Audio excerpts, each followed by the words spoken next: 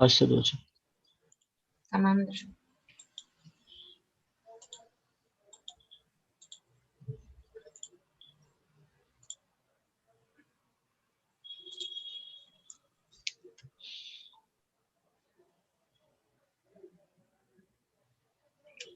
Başladı hocam. Tamamdır. Tamamdır. Peki bir şey soracağım. Buradan benim iki taraftan ses gelmeyecek herhalde, değil mi? Hocam YouTube sesini kapatın kendinize.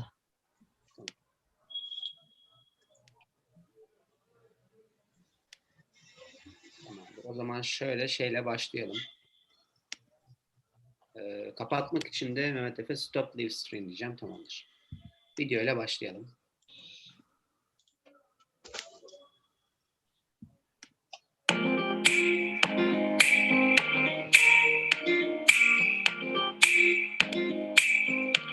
Welcome to our estimate teachers and all math lovers who are watching us now. We are happy and excited to give you information about our International Mathematics Education Conference, ICOME, hosted this year by Yıldız Technical University in Istanbul. So, who are we?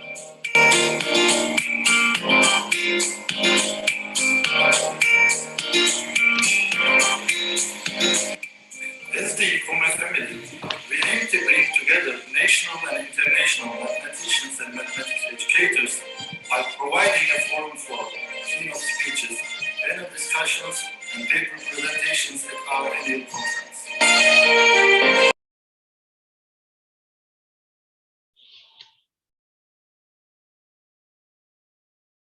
Ses gitti.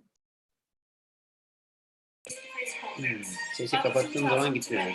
Due to the COVID-19 pandemic that imposed restrictions of assembly on the whole world, we adopted a virtual format, which was attended by 200 participants from 19 different countries, representing a steady rise in participants since the first year.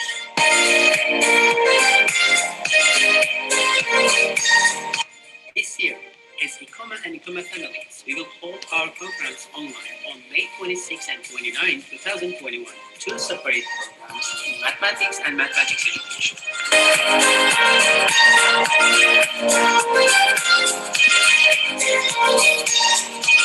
The language of our ICOME Mathematics Education Conference is English, and this year's theme is integrating of the new educational approach to the mathematics education. Our program features 40 multi-speakers from different countries who are well-known experts in their fields, and 8 panelists participating in 2 panels, which we call Online Teaching and Learning and STEM Education Approach. We are looking forward to interacting with colleagues in the world of mathematics education on topic of vital interest to those engaged in the teaching and learning of mathematics. All math educators, we anticipate lively and informative exchange of ideas in the field of mathematics education. New ideas are for different perspectives are entertained. If you also want to present your paper at your conference, be sure not to miss the application deadline. You can follow the application and registration processes on our website, Calendar. Also, do not forget to follow us on our social media accounts.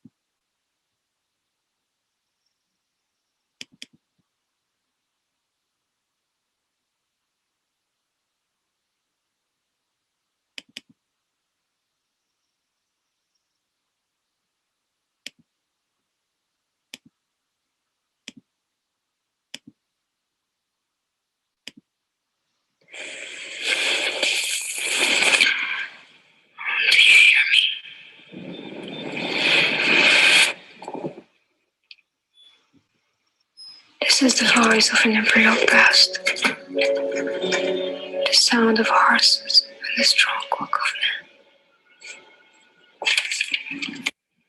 Do you feel me? Is your cultural thrill to smell of a powerful land.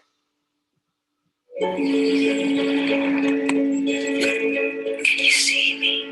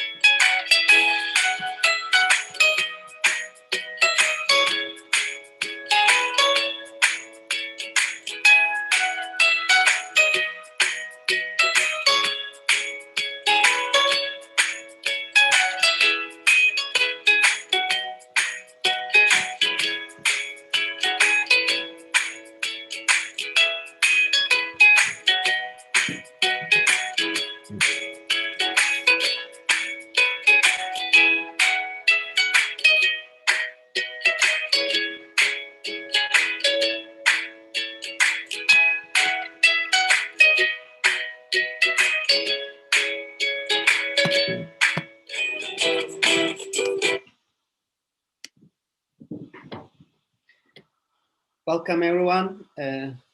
We have 2 minutes more before we start, and I would like to share today's program just a couple minutes, and then we will start our second keynote speaker speech just for today.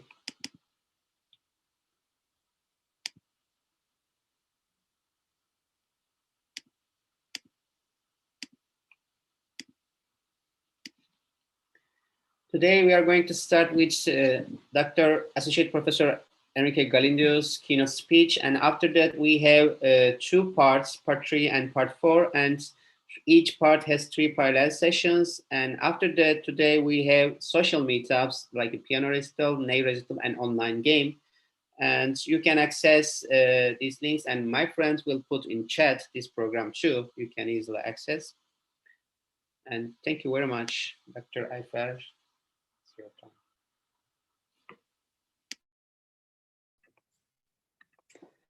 Okay, dear students, teachers, academics, and the mathematics and mathematics education family, community in general. Welcome to the second day of our conference. Today we are going to have a very valuable member of mathematics education community. I am especially happy to present him because he was one of my professors when I was doing my doctorate. Dr. Enrique Galindo is an associate professor in mathematics education department at Indiana University, Bloomington. He's interested in research on teacher education and on learning online and technology-supported environments. He teaches courses on mathematics and pedagogy, secondary mathematics methods, graduate courses for teacher educators.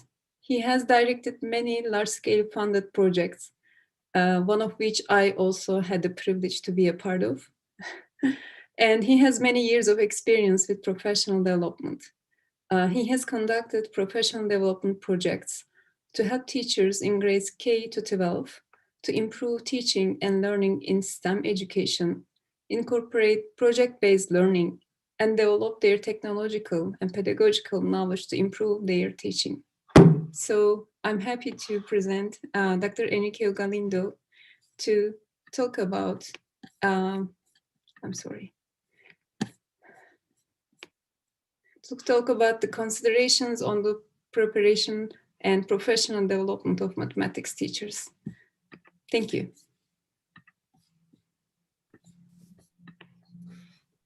Thank you, everyone. Thank you to the organizers, and thank you for that nice introduction. Thank you, everyone, for being here today. I know there are other conferences going on and overlapping with this one, so I'm glad you chose to be here today. I'm going to be talking about the preparation of mathematics teachers. And basically, I'm going to use 2 examples from 2 of my projects. One to talk about the preparation of pre-service teachers, and the other to talk about the professional development of in-service teachers. So let me share my slides.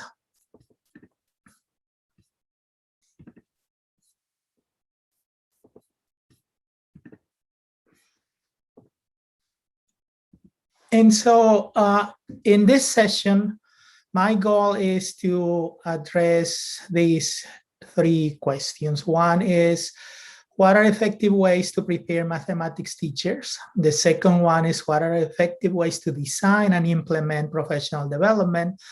And then the third one is, where can we turn to for resources and ideas on these 2 things?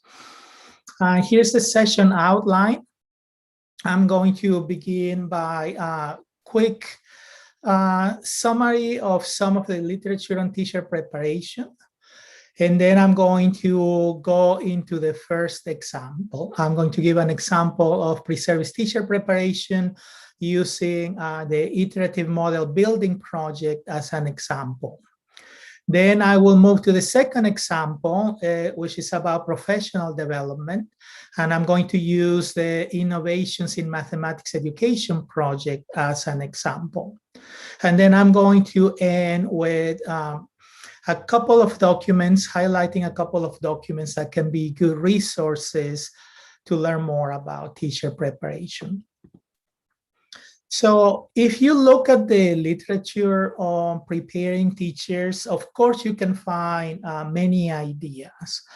But I'm going to choose to focus on two important ideas. One is the importance of paying attention to students' thinking. And the second one is the importance of collaborating with others to plan, design, and implement and reflect on the teaching.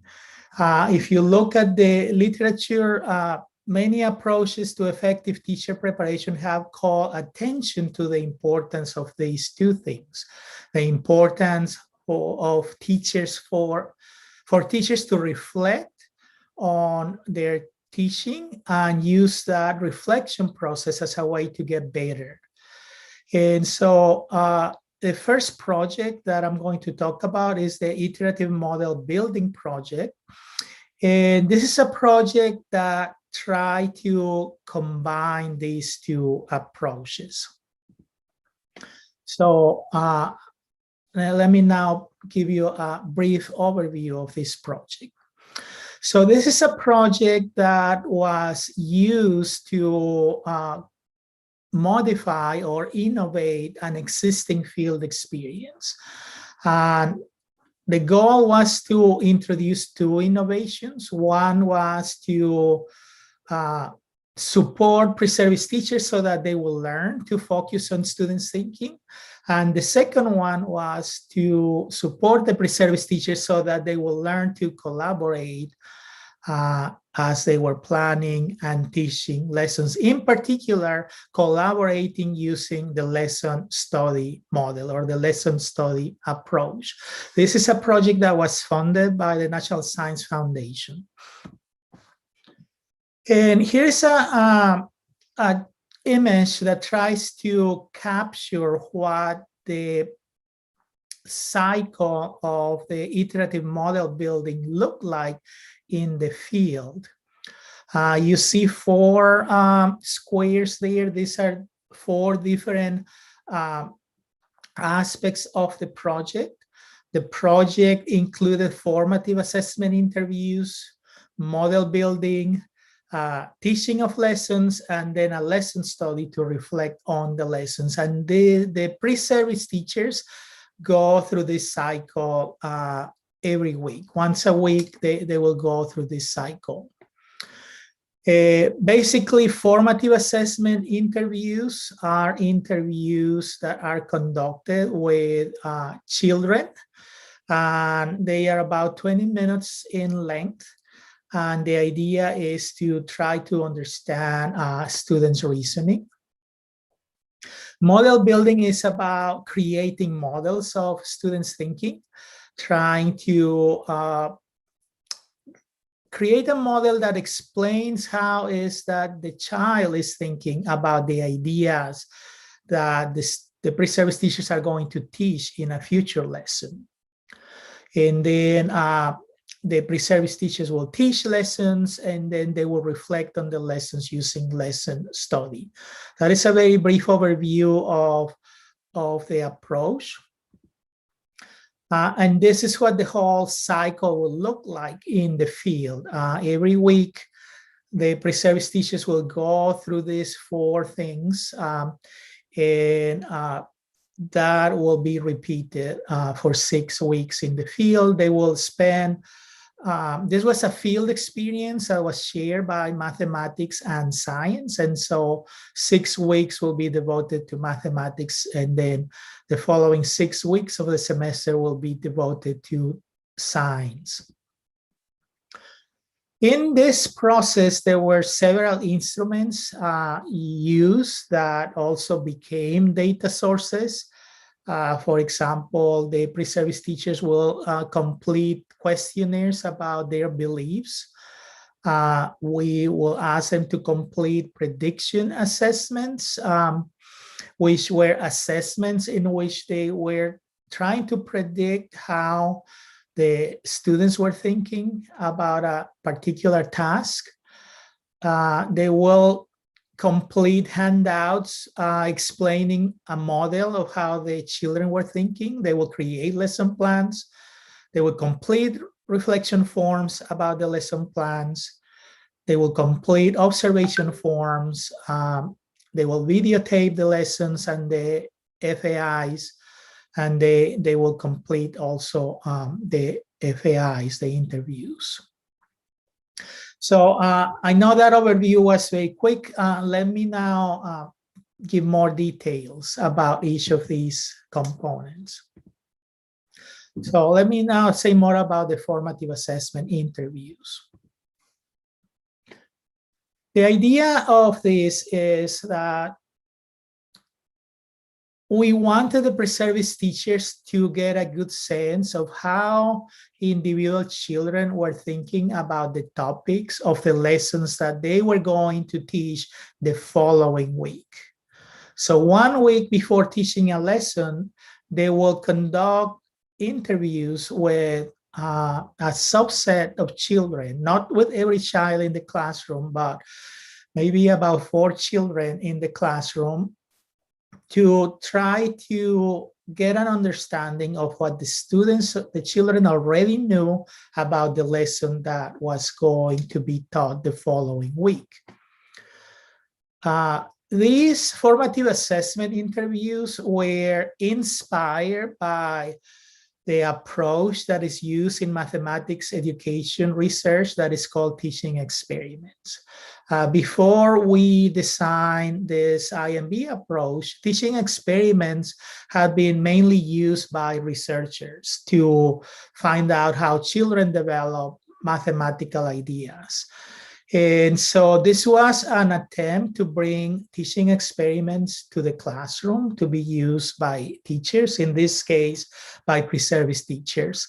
And we adapted them so that the goal was not to produce research evidence, but rather to produce information that will guide the preparation of a lesson. The logistics of conducting these interviews involve, of course, planning the interview. Sometimes these were one-on-one interviews. Sometimes they were interviews with pairs of children. As I said before, not every child in the class was interviewed. And that was mainly for practical reasons. And then during the interview, the pre-service teachers will be taking notes, audio and video recording, and then they will move to reflect and analyze the interview. Here is a little summary of preparation to conduct the interview. They needed to, for example, to decide if they were going to use any manipulative materials, what were the goals of the questions. They wanted them to create 5 or 6 questions that were mainly open-ended to use with the children. And here's a quick example. Basically, the pre-service teacher was describing what to use, what was the goal of the interview, and then have ideas for gearing up or gearing down if the questions were too easy or too difficult. After conducting the FAI, the pre-service teachers will be asked to reflect on the FAI, and so there was a rubric to help them in this reflection. And the rubric was prompting them to find examples that will help them know what is that the child knew or didn't know, and then which of those will help them decide how to plan their lesson. After that, they will reflect on the interview and try to plan. I'm going to skip some of the slides for the sake of time. So the next thing was model building. So for model building, what the pre-service teachers were asked to do was, after the interview, try to create a model of how the child, or the children were thinking about those ideas. This notion of models is trying to get pre-service teachers to get a sense of what is the conceptual structure in the child's mind, so that they can design their lessons better. It's a little bit like when we talk about models in science. A scientific model is trying to explain an observation or predicting future events. So we were trying to do the same with these models. If you give this child this other task, how is the child going to solve it? We were trying to get them to have that understanding. It was important to use theoretical constructs for the model building. So we wanted them, for example, if the topic of the lessons was about number, we wanted pre-service teachers to have a good understanding of how children develop number ideas, so that then when they conduct the interviews, they will be able to explain where the children were. Or if the lessons were about geometry, they will, for example, learn about Van Healy levels to understand how children develop geometry ideas, and then in their interviews try to explain where the children were. Then they will plan a lesson and implement the lesson, and that lesson will be taught the following week. I'm going to just briefly say we use a specific lesson plan format that had 3 parts: the launch, the investigate, and the summarize. Basically, we wanted them to design student-centered lessons that were designed around one main investigation. There was a rubric to help them both design their lessons and also help the instructors, give them feedback so that they could get better at planning their lessons. And there was an observation form, because we were using the lesson study approach. We would have between 4 and 6 pre-service teachers placed in the same classroom. And one of them will be teaching the lesson with another classmate serving as support. And then the rest of the pre-service teachers will be observing and writing feedback about how the lesson went. After teaching the lesson, they will use lesson study to reflect on how the lesson went. And we use a modified version of lesson study where they will ask them to reflect on these things. They will try to find evidence of student learning and trying to point to some evidence of student learning. Then they will reflect on how effective each stage of the lesson was, and then reflect on, based on what they learned from teaching that lesson, what changes would they make to the following week's lesson. So there are several publications that came out from this project and that still continue coming out from this project. But basically, we are very happy with the outcome of the project. We follow these pre-service teachers 1 year later after they completed the methods class. We follow them into their student teaching. The student teaching semester here is the last semester before they leave the program when they spend a whole day, a whole week in the classroom. They are full-time in a classroom. And then we follow them 2 years later during their first year as teachers. And we found that many of the aspects that we try to emphasize stay with them, both for student teaching and during their first year as teachers. The difficulties or the challenges were mainly with FAIs and model building. Most of them really found lesson study to be very helpful. But the formative assessment interviews were hard for the pre-service teachers to see as helpful. They didn't think that once they were in the classroom, they were going to be able to conduct these types of interviews, and they didn't see it as a helpful thing.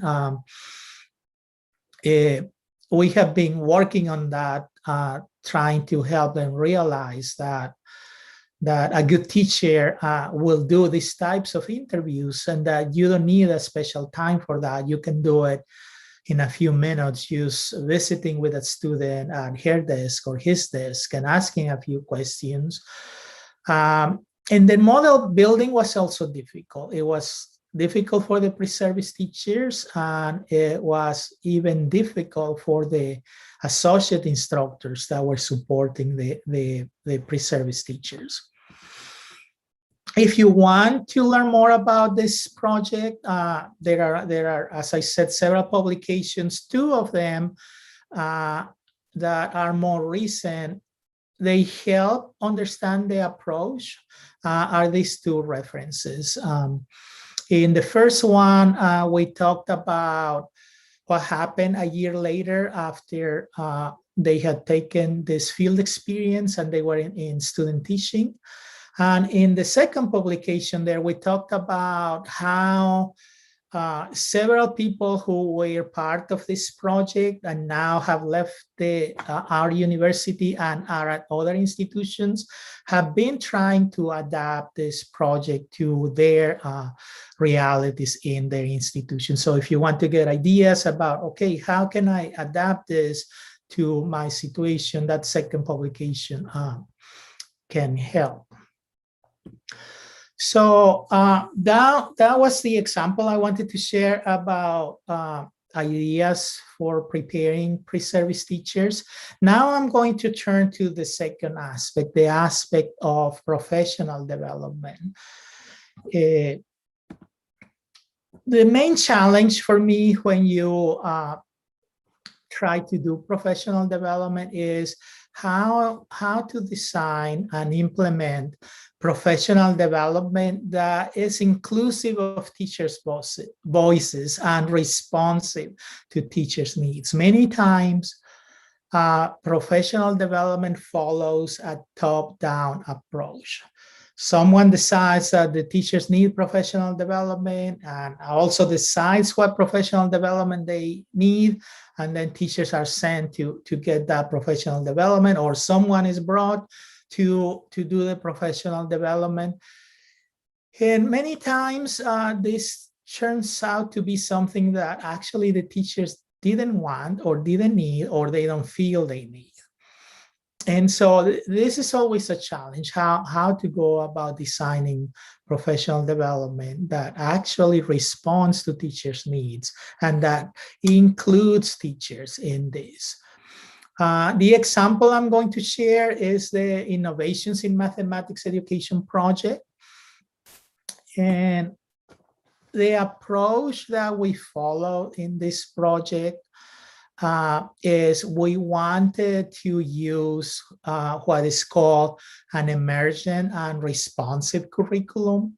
We didn't want to come with a already established curriculum and impose that on the teachers. And so that was one thing. Try to build the curriculum with the teachers and try to make it responsive to their needs. And the second component of our approach was that to determine teachers' needs and to have constant communication with the teachers, we wanted to have channels of communication, and we wanted to have individual key players that were representing the voices of the teachers. So part of this professional development included having a math coach, and also having a subset of teachers that we refer to as the lead teachers. And these two players will help us implement these cycles of feedback that will allow us to have a responsive professional development model. So in this particular example, this was a 2-year partnership between a higher education institution and 2 school corporations. We were serving 60 teachers in grades K through 6 from 8 different schools. And the way we designed the year-round professional development was as follows. There was a summer workshop.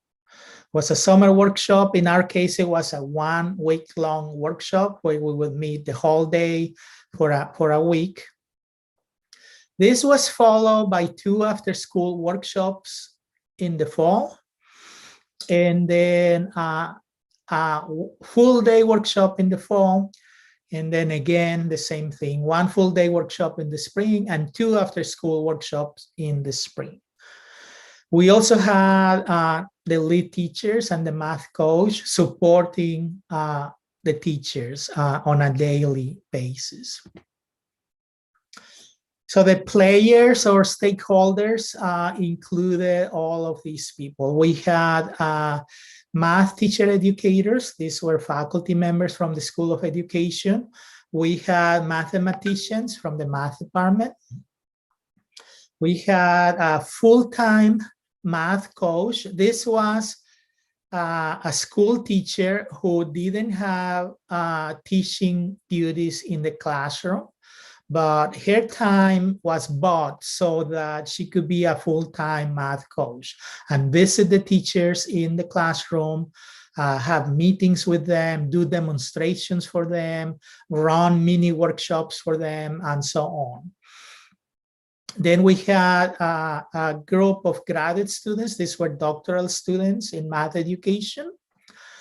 And then the lead teachers, as I said, were a subset of the teachers. And we had the teacher participants.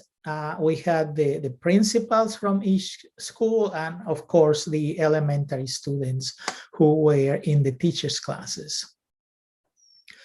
So to begin, one way to incorporate the teachers' voices was by doing a needs assessment. Prior to the beginning of the professional development, we conducted a survey. In this survey, we just were asking them about 2 things. One is, at that time in the US, the Common Core standards had just been released, and there was one subset of the standards that are called the process standards or the mathematical practices. These are practices that are important for students to learn mathematics. And so we wanted to know how comfortable they were in enacting the mathematical practices or process standards, and also how confident they were in supporting students in developing these mathematical processes. The survey results, these are percentages of teacher responses where they were either uncomfortable or neutral about each of these prompts. And so a large percentage of them, they were not comfortable or they were neutral about encouraging students to represent their thinking while problem solving, for example. And so this determined the need of the project and also areas that we should target in the professional development. And we decided to adopt this leading for mathematical proficiency framework, where we would go through cycles of professional development. So we wanted to support the teachers to be able to enact the standards for mathematical practices. But for them to do this, they needed to make some shifts in their own practices. But they cannot make these shifts unless they develop some teaching skills. And so our professional development move in continuous cycles, where we will work on a particular mathematical practice by having teachers choose a shift that they wanted to focus on, and then we will work on the teaching skills they needed to for that shift. And so we went through cycles in this model. When I talk about shifts in classroom practice, these are the practices that we were targeting. 7 practices that we saw in a continuum where teachers could be at different places in the continuum of each of these practices. The first one, for example, teachers may be at a place where they design the same instruction for every student in the classroom, no matter where the students are. That will be one end of the continuum. The other end is where teachers are able to use differentiated instruction, taking into account where each of their students are. And the same for these 8 shifts. So these are the shifts that we wanted to target. We made these shifts explicit. We made the teachers understand what the shifts mean. And also we made them do a self-assessment. Where do they place themselves along the continuum for each of these shifts? Here is a picture to illustrate our model of professional development. In the blue on the left, we have the professional development team that included mathematicians, math educators, graduate students. We also put the math coach in there and the lead teachers. Then we have the participants, which included the teachers and the lead teachers. And all these arrows try to illustrate that we wanted constant interaction and feedback among all of the players. And so we had regular meetings with the math coach. We had regular meetings with the lead teachers. The lead teachers will bring to us the needs of the teachers. We will present to the lead teachers ideas for workshops. They will give us thumbs up or no, that needs to be revised. And we went through cycles of these professional development. What did we learn from this project? We learned that these cycles of responsive and emerging curriculum are very, very powerful.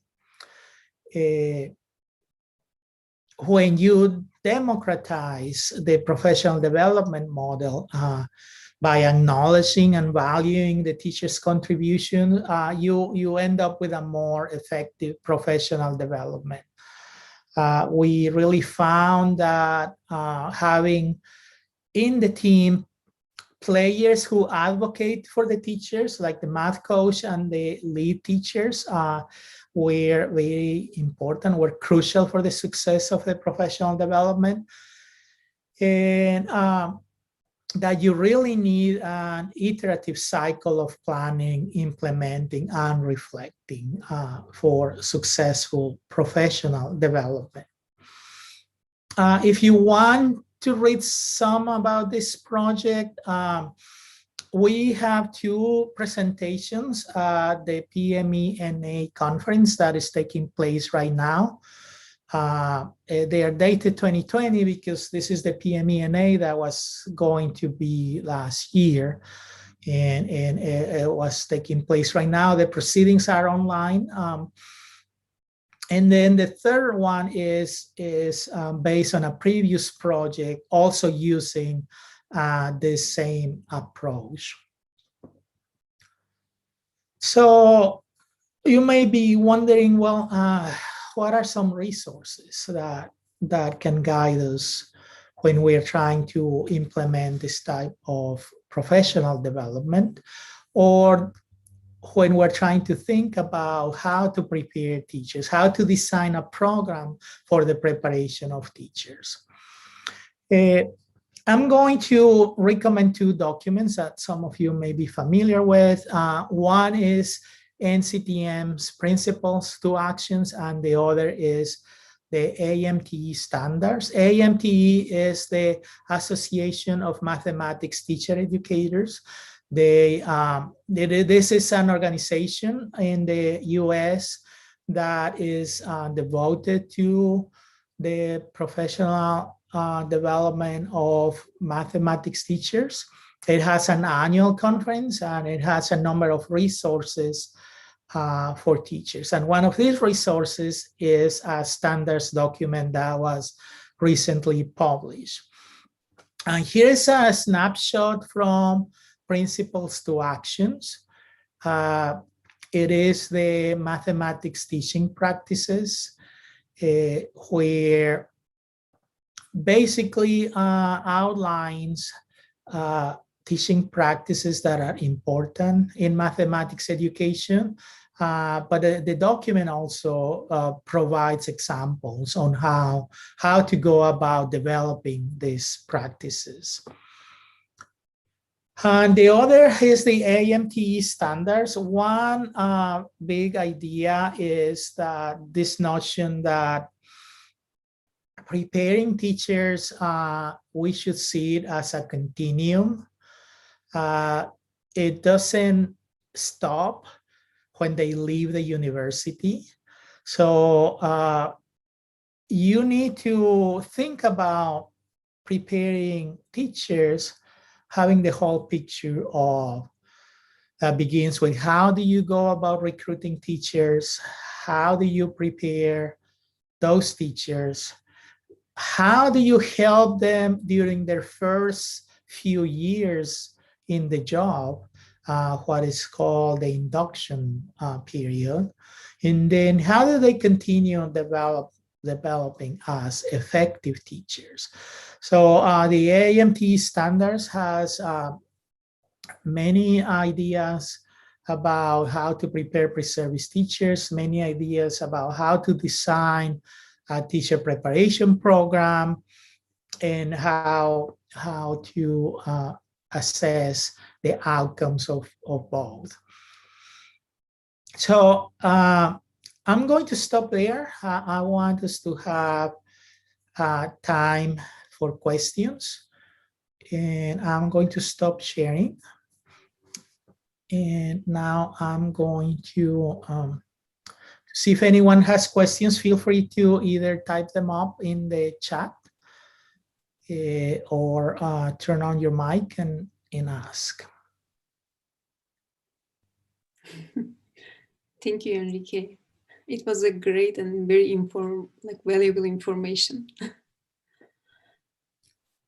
Yeah, I know it may be a lot if you're not familiar with these two projects. So any type of question is valid, either about the details or some challenges you're facing, or maybe some ideas you have tried that you want to share.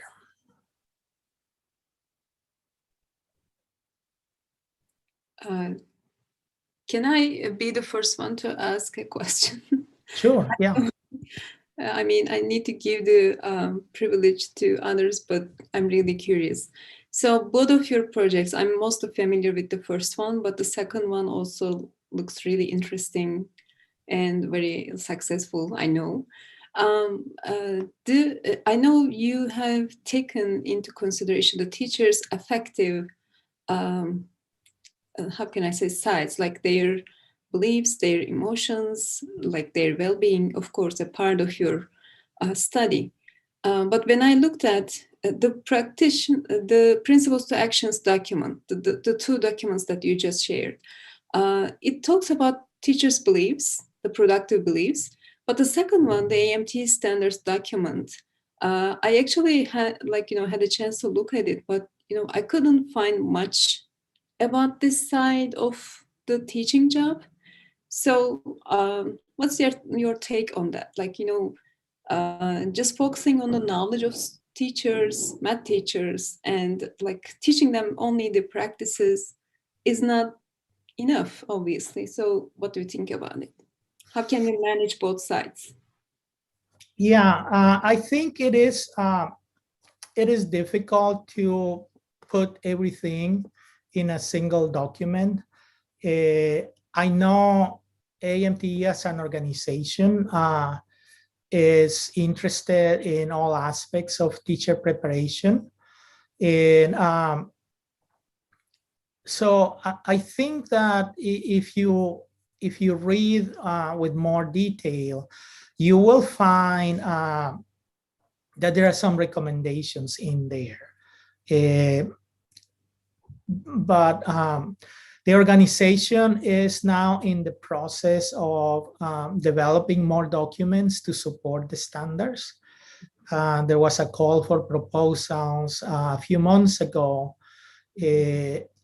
for people to create and produce materials that will support the standards. So I will be expecting that this work will be continued and in more documents will be created to spell out more of the aspects of the teaching practice and the preparation of teachers.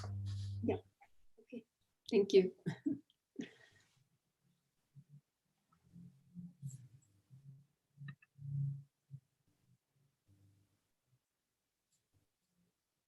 Anybody else? Don't be shy, please. Throw your question. Yeah, it's interesting. One analogy I make when talking about teacher educations is I remember teaching the elementary math methods class. In the US, all elementary teachers are generalists. They teach all subject areas. And so I usually ask them, how many of you are going to be math teachers? And only few of them raise their hands because they don't see themselves as math teachers. Sometimes a similar thing happens with math educators. When you ask doctoral students or early math educators, how many of you are going to be teacher educators? They may not see themselves as teacher educators, even though they are math educators. And so I think one of the critical issues is to realize that we all are in this business of preparing teachers.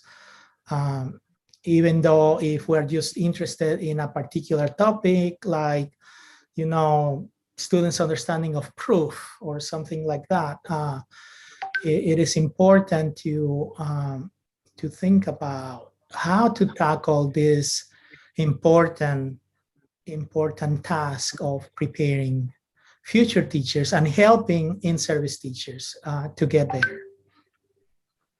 Can I ask a question? Yes. First, thank you very much for being here, Enrique, and we really appreciate it. Thanks a lot. And as you know, especially the last years, the world changing is really quickly, and new approaches is coming in our world, new approaches to learning. and I believe lead the new organization of professional development. And what you think after that point around the world, how the last situations, what we experienced in our daily life, how are they going to affect our professional development methods and maybe content? Because in the future, for example, I really want to work together with you and some of our professors from United States, maybe giving an online professional development course in Turkey also. And what can you say about it? Thank you very much.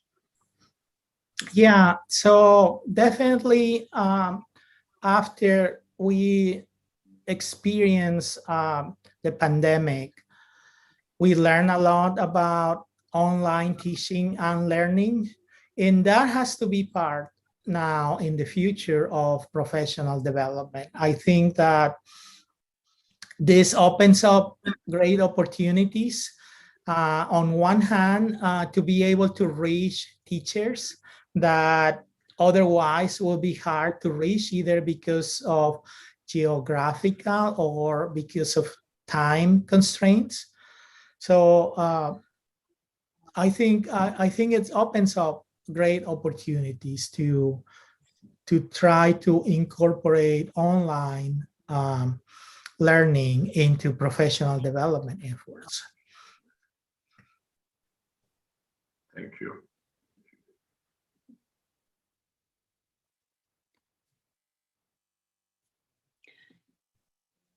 Okay, The other component is, I'm sorry. No, go ahead. Let me just finish. Yeah. The other component is what was mentioned yesterday at the panel about using simulations and using virtual scenarios for learning about teaching. There are several projects working on that direction, and that also is something that needs to be explored and tried. At that point, sorry, Dr. Ayfer, can I ask one more question? Yeah, sure. Yeah, and another problem, Dr. Galindo, I realized that we had a problem to motivate teachers for professional development programs, and we need to focus primarily on expanding teachers' participation in this program. And I really wonder what you think and your experience. Do you have any special thing to motivate the students for being participated in this program, and what kind of thing can you suggest us for future preparation programs? Thank you very much.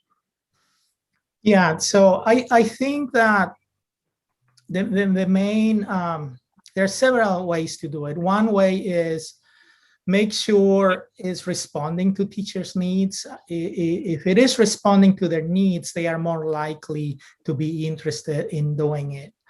The other is to provide time for them. If you are going to just put more burden on them on top of their daily activities, it's going to be very hard to get them interested. And then a third one is about incentives. I think you need to have incentives for the teachers, either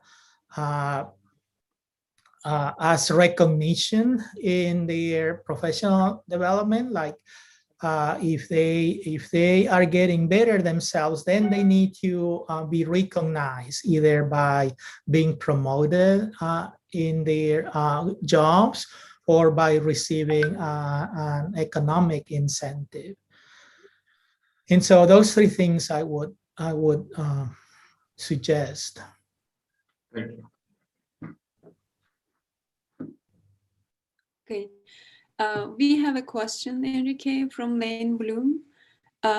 He's asking, how can instructors of elementary mathematics content courses do to prepare pre-service teachers to engage in rich experiences such as IMB lesson planning and review? We have found the system of having internships as a very powerful one. We require our new instructors to be interns for 1 semester in this field experience. And as an intern, they work with another associate instructor or with a faculty member who is teaching that class using this approach. And they also do readings about the reasons behind the approach and have weekly meetings with a course coordinator to reflect on those readings. So having this mentorship / internship is a good way to help instructors to learn to do this. And we do this in the case of graduate students who are being instructors and are being part of these internships. One way is they do it for credit. They get credit for doing this. Yeah. Okay, and the question, which is also interesting for me, in Turkey, we have some math educators who were not originally math educators. So they are either graduated from engineering schools or like only math departments. I know you used to be an engineer yourself, but you have a tremendous amount of teaching and working with students. So what do you think about this? These teacher educators are now teaching future teachers without any teaching experience themselves. Is there any way to, deal with this issue? Yeah, I think that is a challenge that we are also facing in the US because no routes to teacher certification are being created. And those routes do not prepare these individuals to get the same range of knowledge and experiences that a teacher going the traditional way will get. And so I think the only one way to address it is to support them once they are teaching, try to have their home schools ask them to be part of professional development training so that they can get this background that they didn't get in those programs. The other way would be to reshape these alternative programs and make sure they include components about pedagogy and in teacher preparation. Mm-hmm. Yeah, so it all comes down to the instructors who are, teaching those courses to future teachers, either from a, education school, like School of Education, or from an alternative route. Thank you. We have actually more questions, but I think we are out of time. So thank you so much, Enrique, for sharing all this knowledge and information with us today. It was very valuable to me, and I'm sure for everybody who listened to your talk. And now I'm going to invite Selim, Dr. Selim, to talk about the rest of the program for today. Thank you so much. So I'm going to put my email address in the chat window if anyone is interested.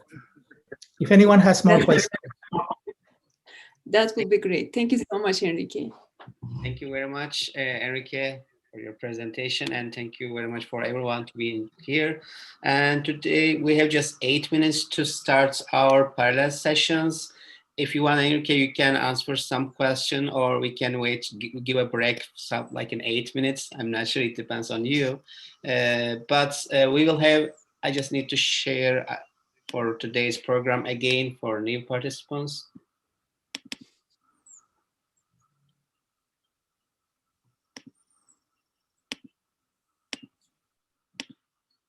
We have 2 parts for today and 3 parallel sessions, each parts in a 6 to 7 and 3 presentation each parallel sessions. And then we have another parts you can access, and my friend will put in chat now again if you can access easily. And today we have social meetup at 8:20 in Turkey time zone and 1:20 in United States time zone. And it will be like piano recital, nail recital, and online game. You all welcome to come here, and thank you very much.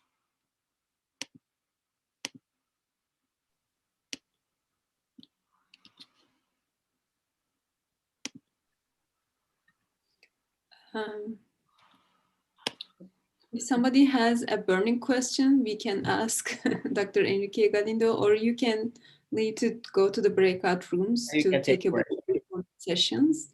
I don't know, maybe we should also give some time for Enrique to take a break. And I'm sure he is